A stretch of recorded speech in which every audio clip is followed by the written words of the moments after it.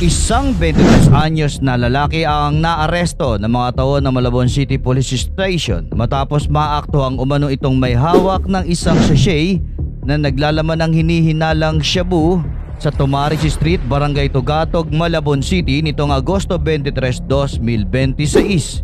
Kinilala ng pulisya ang naarestong suspect na si alias Eco, 23 anyos, binata, walang trabaho at residente ng Barangay Katmon, Malabon City.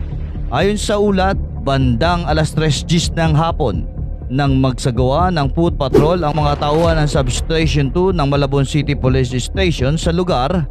Dito umano nila nakita ang suspect na may hawak at abala sa pagsusuri sa isang maliit na heat shield transparent plastic sachet na naglalaman ng puting malakristal na substance na hinihinalang shabu. Agad siyang inaresto ng mga operatiba. Isang sachet na hinihinalang shabu ang nakumpiska at minarkahan ng arresting officer kasama ang lagda ng seizing officer. Tinatayang nasa 0.80 gramo ang gross weight nito na may standard drug price na 5,440 pesos.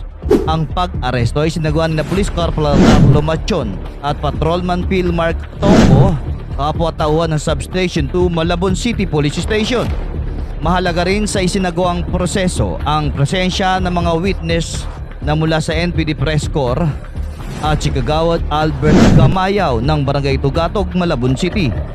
Ang kanilang presensya ay bahagi ng dokumentasyon at pagpapanatili ng transparency sa proseso ng paghawak at pag-inventory ng nakumpiskang ebidensya.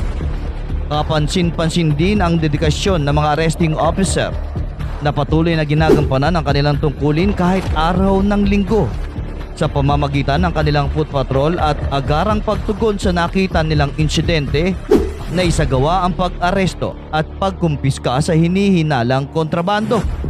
Samantala, mahalaga rin ang pakikiisa ni Kagawad Albert Gamayaw bilang barangay witness.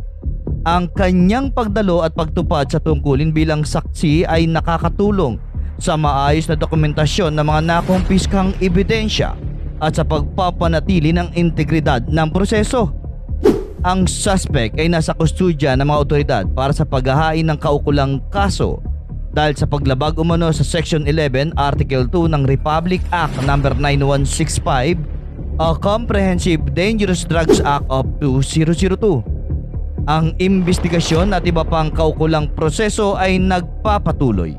Ako si Mike Tangog. Ito ang Reforma ng Bayan.